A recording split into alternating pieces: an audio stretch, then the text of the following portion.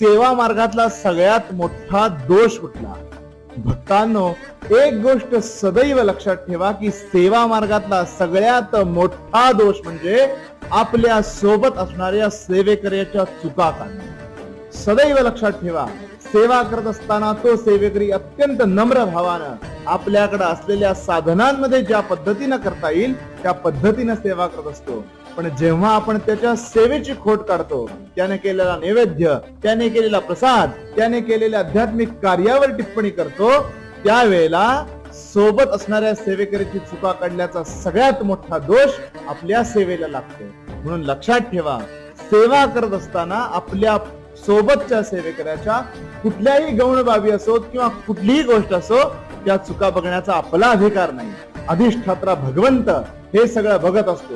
ही सेवा कशी करून घ्यायची, ती कशा पद्धतीने झाली पाहिजे हे त्यानं ठरवलेलं असतंय. म्हणून लक्षात